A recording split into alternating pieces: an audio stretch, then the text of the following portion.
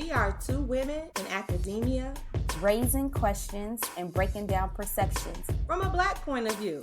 Welcome to the Black Gaze Podcast. It's your girl, Dr. Porcher. And it's your girl, Dr. Bertrand. It's friend. That's my best friend. That's my best friend. And we back. And we back. And we back. And we back. And we back. Friend, it's been a whole daggone year. Yes, it has. Since we recorded the Black Gaze Podcast. Yes, it has. But can we take a moment to shout out the people who've been waiting on us, though? Listen, who are they? Because I know they've been hitting... No, and not saying it like that. You be laughing because this is our first time for real.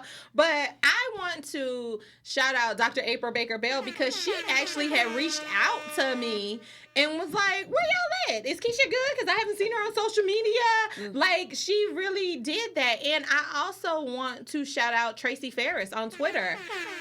She was actually a person who DM'd me on Twitter and was like, how y'all doing? I ain't heard from y'all. And there were so many others, but those two really hit my heart. Listen, friend, and I think we have to have a real conversation today in order for us to... We can't just jump back into season 3 without talking about what happened to us over this last year.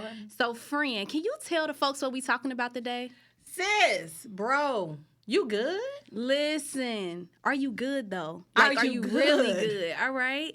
So we got to have a heart-to-heart conversation with you all today, and we want to do a mental health check-in. But y'all know that we like to model vulnerability, so we gonna tell y'all what's been going on. And I feel absolutely horrible because I ain't got not a piece of tissue, and I know I'm gonna be crying. But before we get into the podcast today, friend, you know we always start off by honoring the OGs. So who is our OG for today? And we got the same OG, y'all.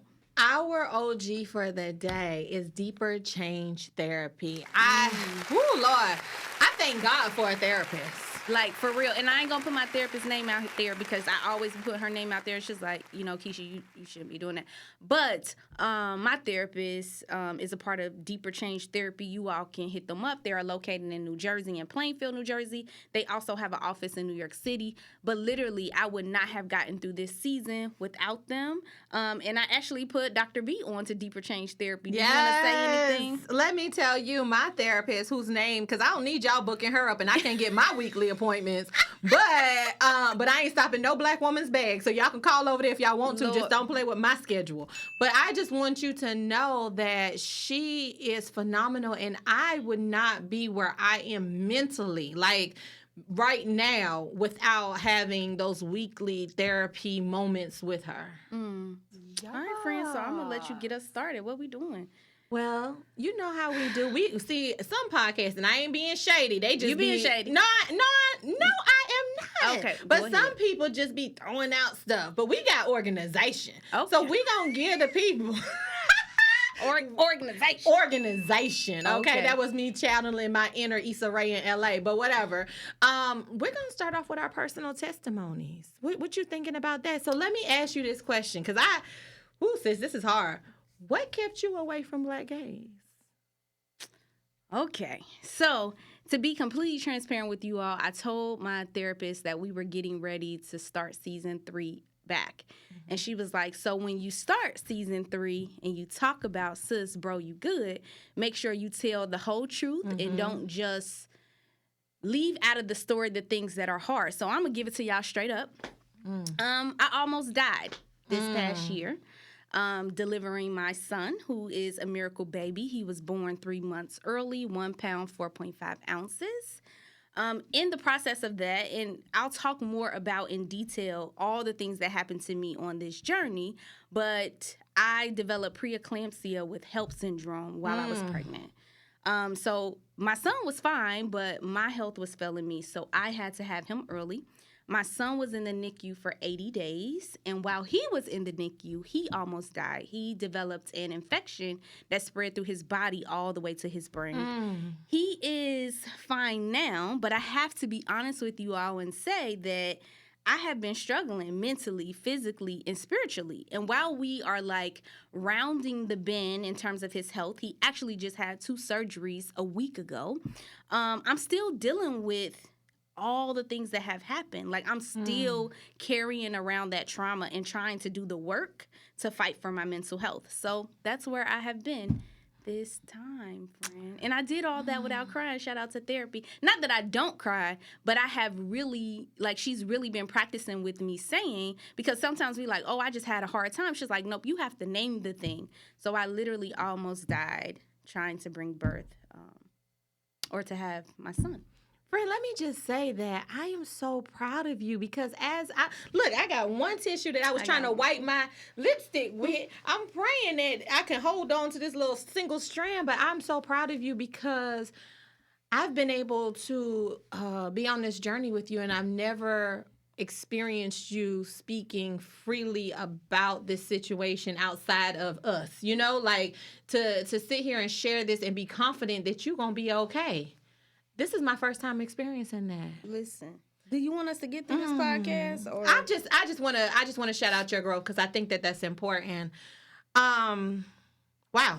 Okay. All right, friend, tell me what's been going on with you. Yeah, I was like, can you ask me a question? Listen, I got on the lip bar moisturizer, Come on, Black. tinted moisturizer, and I'm trying to keep that joint on my face. Okay, so go ahead. It's your turn. What's been going on with you? What kept you away from Black gays? Well, I'm glad you asked. And honestly, y'all, I'm going to be really transparent with y'all. I've been trying to write up like what this experience would be like for me to share what I've been going through. But something just told me, just go out there and just tell it like it is. And to be honest, the pandemic, a lot of things have been new to me in the pandemic. And one of the two things that's been the newest to me are panic attacks and depression. I've experienced sadness in my life, but I've never experienced it to this level, which moves. Like, I literally started Googling what I was experiencing, and it came out with anxiety and depression. And so I think that some of you will be like, well, we saw you on Instagram and you got a new job and all these things, and that is a blessing. But I think a lot of times we don't talk about the backside of the blessing. Girl, come on now. And so in this season, I was in the Midwest. I felt isolated within that space. And so I did take a new job and I moved. But in that transition, and this is something that happens in academia and I'm learning a lot, is my family was divided. So my husband stayed back because he has to find employment. I believe if you don't work, you don't eat now. Girl, everybody got to bring. Listen, man, it don't work. Don't live up in this house. Come on. But he actually had to stay back.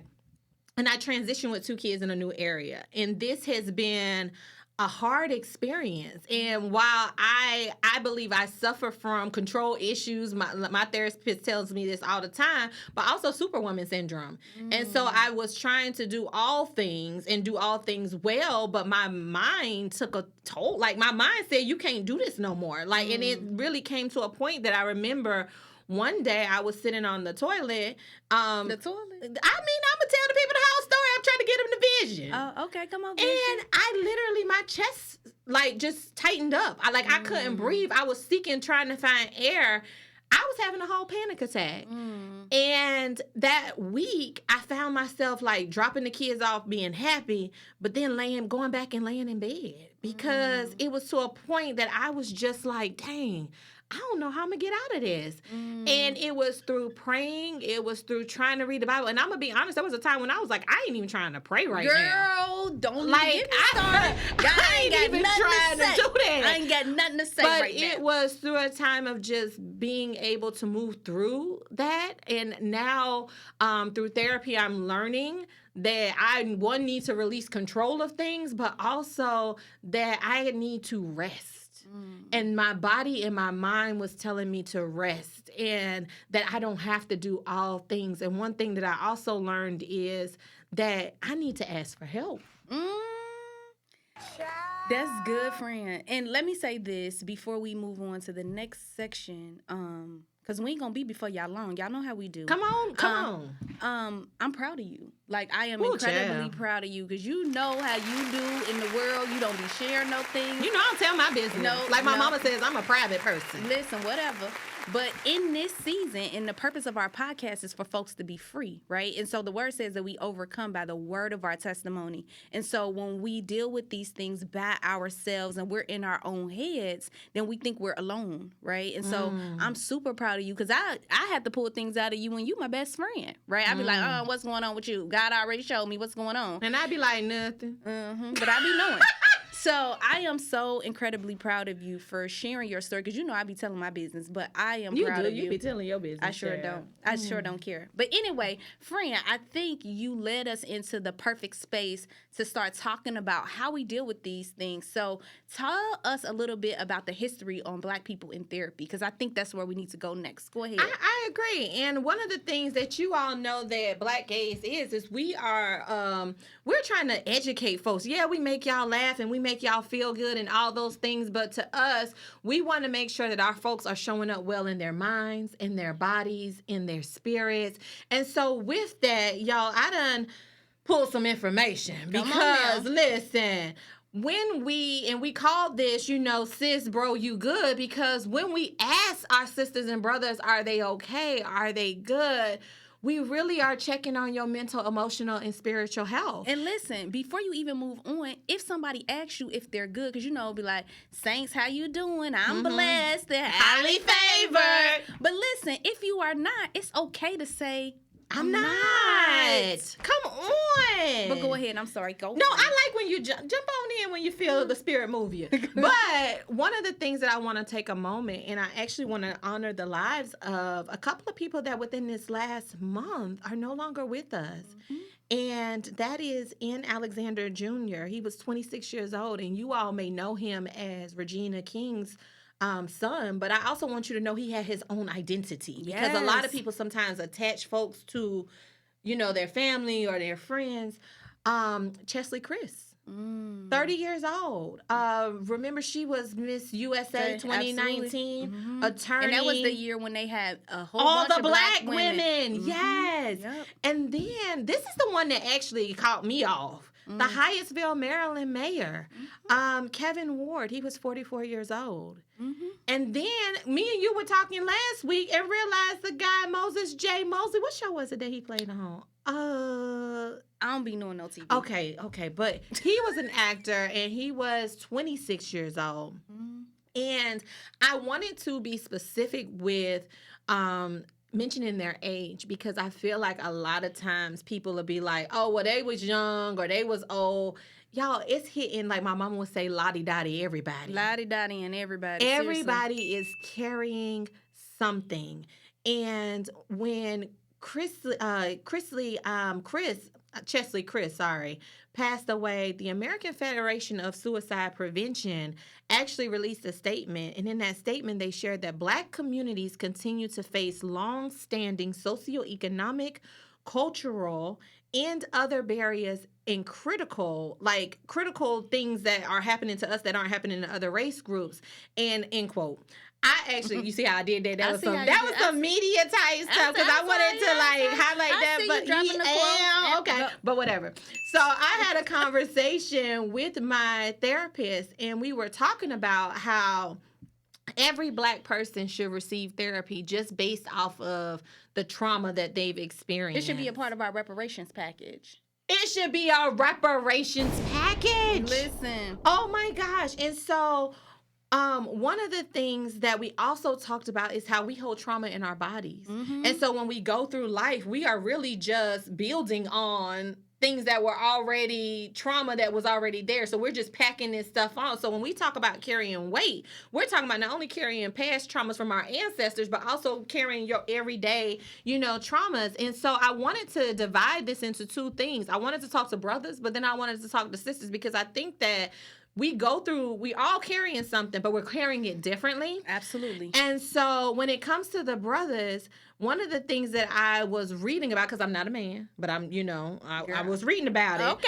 now. Is that they struggle with the idea of being openly vulnerable and sharing their emotions. And we can trace this back to, as I was thinking, slavery for real, because you had to be tough. You know what I'm saying? On them auction blocks, they was looking at your teeth. We have to go to the auction block. All right. Well, okay, let me get back. Going. But let me tell y'all, Bell Hooks has a book, and it's titled Real Cool, Black Men and Masculinity, where she discusses the lack of love and acceptance that Black men face, creating an emotional crisis. And in that book, she also talks about how in order for Black men to open up and ask for help, they have to crack this cool facade. And so many brothers, though, as I was thinking about that, they were taught that you suck it up. You a punk if you start crying. Man up. Like, these are things that we teach from when they're young toddlers all the way through. So it's really hard for a lot of our brothers to come out and say, hey, I'm not good. And the thing is, if we do have men that are emotionally savvy or emotionally mature and they do express themselves, then we say they're soft. Like, you too soft. Why are you expressing yourself like that? And I think it's so interesting. Now that I'm rearing a son, like, even when my son cries, I'm not like, can you be quiet? I'm like, baby, how can I support you? Right? And I think that it has to start early to say, like, we all have access to these emotions. God didn't say, I'm going to just give women emotions and not men. We all have access to them, and we all should express them. And it's not just the good ones, right? And so just like we talk about women being super women, we expect men to be supermen too. Oh, that's good. You ain't talking about Clark Kent. Nope, I don't know him. That's the Superman, girl. You know I don't know no people on TV. Anyway, but let's move. I can't believe this girl. I don't know nobody on TV, child. But whatever. I'm really happy that we're talking about men, but I also want to talk about the sisters. Come on now. And I feel like because of what you shared and what I shared, and I have seen people on just yesterday. Remember when we were preparing for this, we were going on Twitter, and we were seeing so many people saying they are not well. People are literally saying, I am not good. I am feeling really down. This is the lowest I have ever felt in my life. Like, and people are putting things like that on social media. So you know where we are, because social media is really good at, like, trying to keep up a specific perception and try to appear like everything is good. But literally, at least every day, I will go through my Twitter feed or go on my Instagram feed, and there's somebody saying, I am not good. I am not good. So go ahead. I'll let you finish, friend. For women, I know I suffer from superwoman syndrome. And I know that there's so many other women who have this issue, like of, I need to get it all done. I'm going to hold it down. And I think that if we actually take it into the stance of academia, I think academia puts that pressure on us. But listen, let me tell you a lot of times. Ain't no award at the end but death. That's all that's at the end. And you ain't getting no extra bonus for being no superwoman. Ain't no award. Ain't no, like, stipend or nothing, right? Listen, but I'm glad that you brought that up about not having an award, because there's actually a professor, Cheryl Giscombe, and she actually said, I'm about to quote her, researchers have suggested that health disparities in African-American women include adverse birth outcomes, lupus, obesity, untreated depression. This can be explained by stress and coping. What we have learned how to do is to put it down, suppress it, and try to cope. So that's one of the things that we are doing as Black women. And to be honest, that's killing us. And listen, friend, and I'm going to say this because it's something I've been talking to my therapist about. And Dr. B will tell y'all, I'm real, like, as much as I can. Now, I eat candy because I'm from the hood. But for the most part... What? Do all people in the hood eat candy? I do.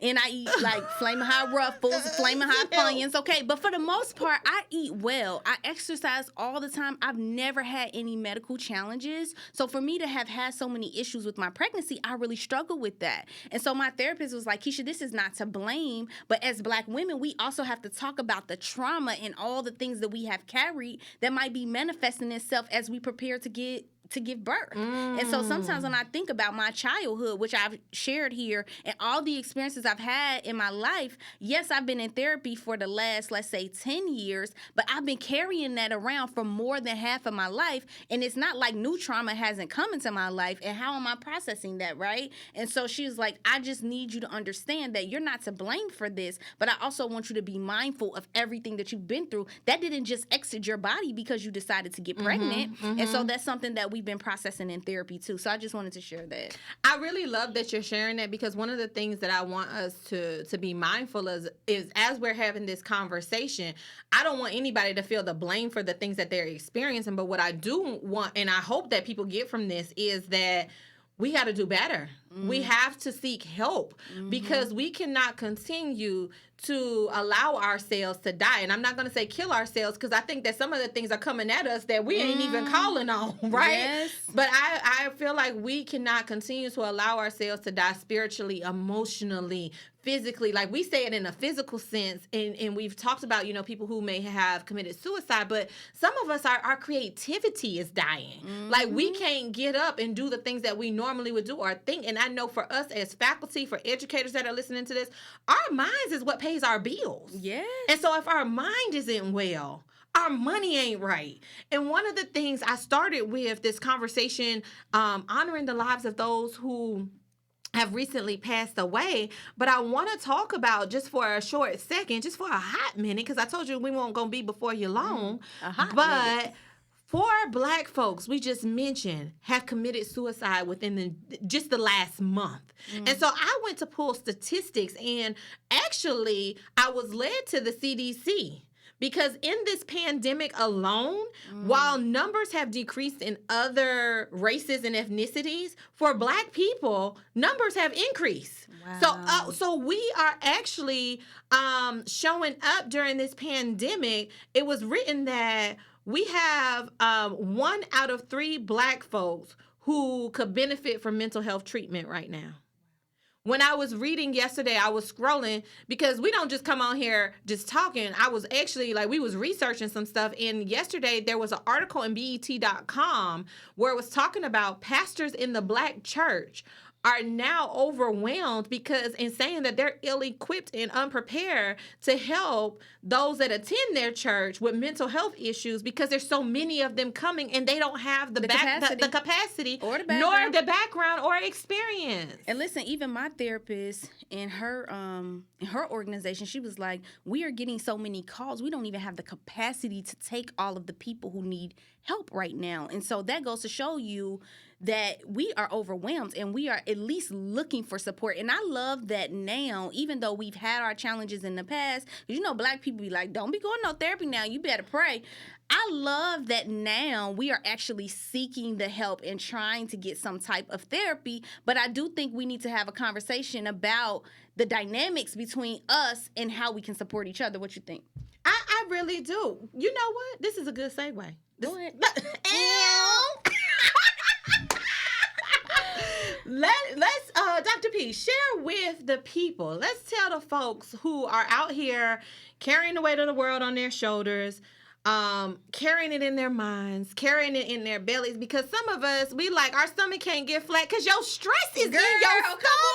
I just birthed the whole baby. Listen, you can't have a Meg Thee Stallion body or her knees because you stressed. Listen, unless they paying for it, okay? Well, but you can go Michelle to got a little show about people bodies getting messed up. Okay. Look, I don't know. I can't afford to go on the tape, so I don't know nothing about that. But I want you to really give the folks some feedback to help them as they are processing this weight. And can you help us out? I will. And I think, too, we always got to be vulnerable. I'm going to put myself in this situation. So I'm not just talking to our audience. I'm talking to myself. Talk to me, too. All right. So in my friend circles, I have always shown up as a strong one. I'm just being real. I am the person that everybody calls when things needs to get fixed. You need somebody to show up, I'm going to be there on 100 with whatever you need. And so during this time, and I'm not just going to talk about this time when we went through all of the issues with the near-death experiences, but one time when me and Mo really hit a hard place in our marriage, I'm not telling you no lie, all of my friends disappeared. I wasn't your friend at the time. Can you please make note of that? Because I don't want folks thinking I'm trifling. Why she gotta make this? Because I need to put, excuse me, do you got that, producer? Can I finish my preaching points? Yes. And so with that being said, it made me think about what happens to strong friends when they need help. You better preach that. So my first preaching point is show up for your strong friends. Really, and don't disappear on them when they start going through something, because they've always been the person that shows up for you. And so I had to be honest with myself, because I have been struggling with this and grieving those friendships and relationships that I've lost. But I've also had to check myself and say, Keisha, you've always shown up in a way that you made people feel like you didn't need help. And so check on your strong friends for real, And don't just text them and be like, girl, what's going on? No, be intentional about helping them out, because you already know if they're the person that's always showing up for everybody, the chances of them asking for help is going to be slim to none. Wow. Can I just insert just one thing right there? Because I think that is the most important thing. Like, we see those cute posts, check on your strong friends. And sometimes our strong friends, because I'm one of them, does not know how to ask for help. And so sometimes you got to pull a Dr. P move, and you got to show up at their house, honey. I mean, showed up, and I'm like, what did you do? And then this is the thing. But for real, this is funny because I did not want to be bothered. And she like, oh, but I'm coming over. I'm inviting myself. And I'm like, but nobody asked you, because at some point you just want to wallow in your sadness. Nope. So sometimes you might, showing up for your strong friend means that you might actually have to pull up unexpectedly. Pull up so it's not on just oh, Jesus. I need All you right, to I just pull wanted up to add on that. I me. just wanted to add that. Go to the next point. Okay. Go to the next point. All right, so the next thing I want to say, the next preaching point I want to say is when someone tells you that they are not okay, believe them the first time, right? And so what happens is people reach out and they be like, look, I'm not good. They be like, well, let's pray. No, pray and help them do something. Because I have to be honest, in this season, I really dealt with postpartum challenges. I was sick. I was terrified. My son was sick. And I will never forget, we both were going, I swear, it's like we both were going through at the same time. I called one of my Spelman sisters and I told her, mentally, I'm telling you right now, I am not well. And literally the next day they were there. I mean, they swarmed around me, from cooking food, sending stuff to our house, literally. And I'm going to insert this here. I did not have to go this far, but I don't think there's any embarrassment in it. But I remember one of my Spelman sisters was like, you might want to consider medication, because that'll at least help minimize your anxiety so you can just be okay for a second. And I had never been at a space like that, but literally they just wrapped their arms around me. They didn't say, well, Keisha, just fight through it. It's postpartum. You're going to be good. No. When somebody tells you that they're not okay, because when you think about it, people will show you telltale signs, or they'll try to allude to something to let you know they're not good. And you got to believe them. And literally, they swarmed around me. I didn't know at the time, but literally every single weekend, it was somebody there. Like, let me make sure y'all laundry is done. Let me make sure these things are done, and literally checking on my mental health. And I'm going to share this because I'm just going to be vulnerable. The day that I left the hospital and I realized that I was leaving my son at the NICU, or he had to stay at the NICU, not leaving him there, but he had to stay at the NICU, I literally cried for 2 hours straight. I had never, I felt so empty and so low. You were calling every single person. I guess my husband must have reached out to everybody, but my phone was ringing. And at that time, I could not speak, but I did not, it wasn't lost on me that I felt y'all surrounding me. Like, Keisha, we got you. We got you. And so I just want to say, when people say they're not okay, believe them. So shout out to the BIBs and shout out to Charmaine for being there for me when I was at my lowest point. I also want to say, though, trust your gut. If you know somebody, you know when that person is out of character. You know when that person is not well. That sometimes, and I'm not saying everybody that you are around, you have a spiritual connection with, where you can feel it, but you kind of know when people's behavior changes. And so even if they don't verbally say, I'm not well, I noticed something is going on with you. And you've called me and said that. I have a friend, Kutaina, that she called me one time and was like, what's going on with you? Like, why are you in my spirit? Why I feel your heaviness? You need to follow those calls. Yep. And the next thing, I'm going to step on somebody's toes, but I got to do it. You got to tell the truth and shame the devil. Read the room and ask your friend if they have space to hold your stuff. Oh, you need to repeat that one more time. Read the room and ask your friend if they have space to hold your stuff. Now, I told y'all at the beginning, I'm the friend that you can call me. I will lay it on me. I got you. But when somebody's going through something, so if I tell you, listen, I'm stressed, I'm going through it, our human connection is to try to connect with you. And so you start sharing your woes too, like, yeah, girl, I remember when that happened to me. Or they'll be like, yeah, bruh, I remember that happened. But literally, in that moment when you can tell that your friend is not good, hold space for them. Just let them be. Don't use that as an opportunity to dump your stuff on them too. Because remember, they've been holding your stuff for a long time. I was that friend that wouldn't even get a word in. I'd just be like, okay, just give me all your stuff, right? And so when they're sharing their things with you, I know humanly we want to say, yeah, that happened to me. But sometimes they just need you to listen and hold space for them. So that's that. That's a good one. But I ain't just gonna talk to the people who are watching their folks go through. I'm gonna talk to the people who are actually going through, because there is a level of accountability for us too. So the thing that we've been talking about all day is be vulnerable with people that you trust. You have to tell somebody that you are going through something. And I know it's easy to feel embarrassed, right? Like, I don't want to tell people my business. And there are people who out here just trying to get your business. So it makes them feel better about their business. Listen, there are folks I ain't never hear from and was like, oh, I heard you had a baby. Really? I ain't heard from you. But anyway, but remember, we overcome by the word of our testimony. That's good. So when you share, you give people the opportunity to show you that they care about you. Because in our minds, when we're isolated and we're by ourselves, we're like, don't nobody want to hear that. Why would I tell people my business? She got something going on too. But you got to give people the opportunity to show up for you. And if you're vulnerable and share what's going on, then people will actually show up for you in ways that you never thought they could.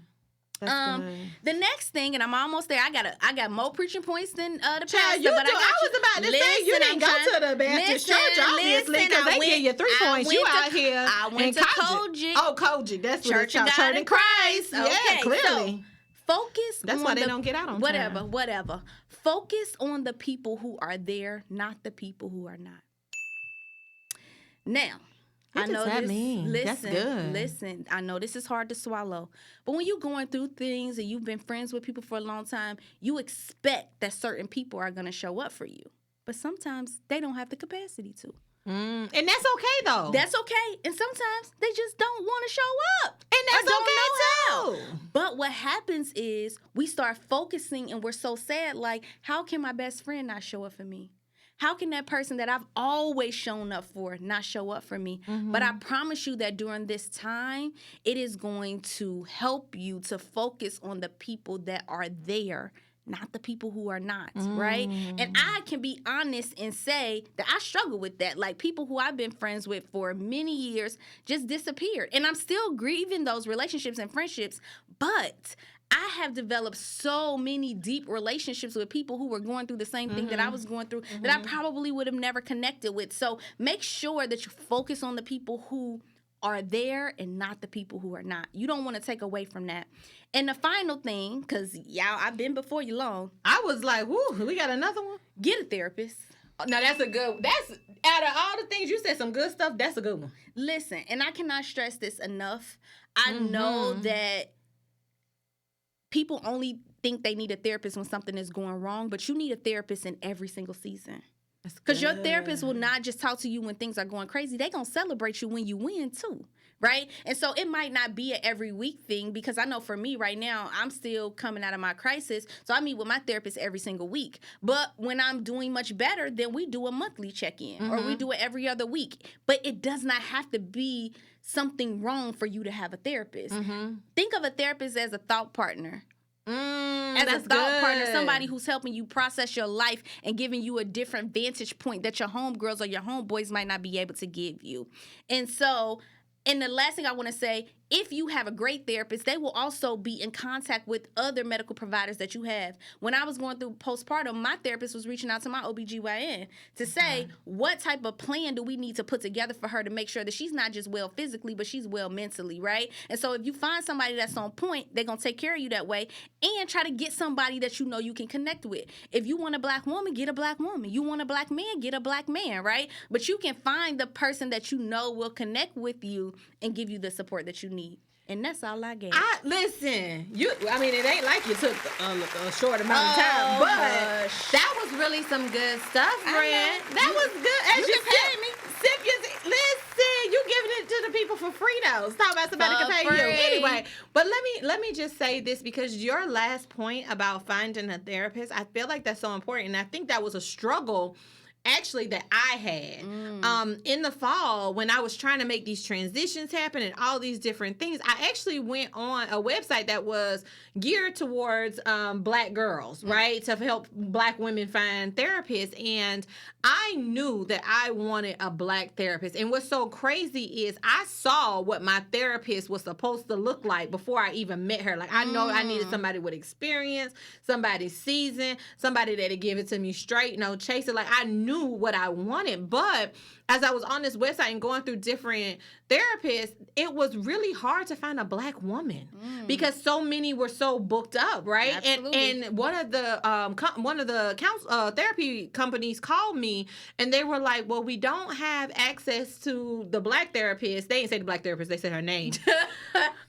But we do have, such and such. And she is a white woman. She's culturally responsive. No, ma'am. And so I said, nah. A non-melanated person. Oh, my goodness. We ain't recording so long. Non-melanated folk. And I said, no. I said, for what I'm dealing with, I need to speak to a Black woman. And so that was my first experience. And then I went through a couple. And then finally, you was like, "Well, you need to come on over here." And so I called literally the secretary because they're booked and busy, honey. And so when I called, I'm like, "Man, what you don't understand is I need to see somebody now. Like this is a life now, but right now. Listen, this is a life or life situation, okay? So, but I don't want people to give up if you do not find the type of therapist that you wanted. I've had crazy ones. I've had great ones. You need to really take your time and really, know that if you want a Black therapist, if you want a therapist that's a male or a female, you can get that. It might take time, so don't be discouraged if you don't get who you want initially. Yeah. Well, friend, we have made it to the last two segments, but can you tell them how we have revamped this next segment? Oh my goodness. So this is my excitement for the day. Come on. We used to do What You Reading Though. What you reading though. But actually, Dr. P and I had a conversation and said, is that being can I say the word that we said? Sure, I guess. Is that really centering whiteness within this space because we're only focusing on reading alone and not expanding to what people are listening to, whether there is music, because our culture is bomb, right? Culture, just cultural things like podcasts or your favorite musician or what you're watching on television. Yes. And so we have really expanded this category. We still got What You Reading Though. We still gonna give y'all books, but what you doing with your life? What you doing with your life? So, friend, what are you doing with your life? What you reading, what you watching, what you listening to? Well, you know what? Because this is our first episode, of our new season. Like, I know I get on you about having so many different things. Girl, I don't pay you no mind. Well, then I'm not going to pay you no mind today because I got a couple. So, I have been reading, and actually, you put me on to Audible. My God, that is a life-changing. so bomb. Because let me tell you, honey, I struggle getting through a book. I be like, yep, I read your book, the first 2 chapters. But write it better. But no, I'm joking. Look, 'cause I ain't got no book. But yeah. How the Word Was Passed by Clint Smith. That book is so... Oh, my God. That book is so bomb, y'all. And one thing that I love about this book is... It is coming from a historical approach, but it is hitting on like Angola. What's the plantation down? The Whitney Plantation. The Whitney Plantation, yep. The Thomas Jefferson. And I'm a social studies methods professor within, my class. And I just mean, this book has just been eye-opening. Another one is Fugitive Pedagogy by Dr. Jarvis Givens. And you put me on to that great that work. joint is good. That joint takes us to Black schooling in a way I have never seen it happen before. So I am excited about that. And if we're talking about what we're watching, can I get ratchet for 1 second? Sure. The Book of Power. The Book of Power. Come on. I didn't let it go, but I might have to pick it back up. You got to pick the one up with Tyreek, but okay. That's neither here nor there. Girl, what you doing with your life? What I'm doing with my life. So 2 things. I want to talk about what I've been listening to that's been on repeat for a while. Nas's King's Disease 2. Ooh. That joint is fire. More specifically, the song that he got with Lauryn Hill. So I had that one on repeat. But I'm also on Audible. And can I say, Jarvis Givens, can you put Fugitive Pedagogy on Audible? Please. I would appreciate that. But right now, I'm listening to the 1619 Project on Audible. And I started How the Word Passed by Clint Smith. And when you listen to them, there are so many parallels. So shout out to Audible because I got a brand new baby and he don't be about that book life, so we got to listen to Audible together, okay? I love it. And Dr. Nicole Hannah Jones is the author of 1619 Project? Yeah. Well, it's actually a compilation of people who wrote different chapters. Okay. It's dope. It's dope. All right, friends. So we are at our last segment, and we ain't changed this, y'all. It's I See You. I see you. So, friend, who do you see that you want to shout out for this episode? Sis, bro, you good. Listen, one of the things, first of all, I want to just shout us out for being so vulnerable on this first episode. Like, I'm like, dang, we can't even edit my business out. No. But, I will say that in this season, y'all, of just trying to, transition and settle my thoughts and just all of those things, I have been on Instagram and I would see these posts that, like, one time they were talking about morning anxiety, and then one time they were talking about healing and trauma. Like, these posts are so bomb, these reels. And I would like to let Dr. Marielle Bouquet know that I see you. I see you, girl. You are truly a blessing within. I mean, I'm pretty sure in your therapy and at your space in Columbia, but you are truly a blessing on Instagram because you are informing Black folks, all folks, on what it means to be well in their bodies, in their spirits, and in their minds. And Charlamagne even reposted one of her reels the other, because y'all know I love me some Charlamagne the God. Y'all gonna get us on this Breakfast Club. He reposted her, and I was like, she bomb. So I see you. Listen. Who you see? So I couldn't let us go through the first episode and not be my complete self. How many people you got? Multiple people I want to shout out, and whatever, I don't care. I wish y'all could see me. Y'all can see my face. So the first person I want to shout out is Dr. B. Oh, well, you should have started with that. No? Okay. No. Mm-hmm. I just want to say I would not have been able to get through this season without you, and I just appreciate you for... Yeah, I appreciate you. Thank you. And I also want to shout out my Spelman sisters. This season, it literally almost took me out. And between that group and y'all just wrapped your arms around me. From showing up just to spend the night for one night and help me with the baby and make sure me and Mo get some sleep, making sure we have food. Showing up at the hospital to help me pump. I mean, oh Lord, Charmaine we ain't gonna tell people, y'all, how I had to do stuff for you. Yeah, whatever.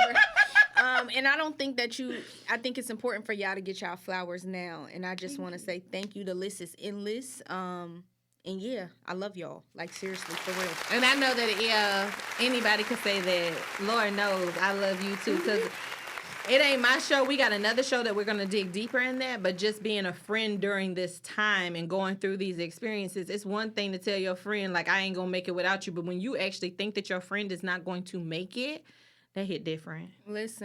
Listen, we got to get out of here because the people probably like, Lord, this is so emotional. Well, girl, get them the bulletin board so we can get up out of here. Y'all know at the Black church when they used to have the church bulletin. Girl, give it to them. Listen, let me give y'all some announcements because as you all can see on our social media, we are popping. Wait a minute. Can you give a shout out to our folks? Can we give a shout out to our newest members of our team? Mimi and Brittany. Come on with the Black Gays Click. So they are now our creative and marketing directors, and we are just so thankful to have them on our team. And they just dope, y'all. They just all around dope. So dope. PhD students killing it in the game. And we are just so thankful that y'all said yes to us. And so give us the rest of the bulletins because we running. We need y'all to follow us on our Instagram, on our Twitter, on our Facebook, and on our YouTube. All you got to do is hit us at Black Gays podcast, okay? One of the other things that we ask you all to do is to share our episodes with all your folks. Even share it with your enemies, because we need their minds to be right too. Engage with us on social media. You will see that we have all these this or that, these Black Fridays. Come on, we y'all. got all these things happening on our social media, y'all. We trying to do better, so we actually need you to help us do better. So Yes. engage with us, and that's all we got. Well, All it's right. your girl, Dr. Porcher. And it's your girl, Dr. Bertrand. And we out.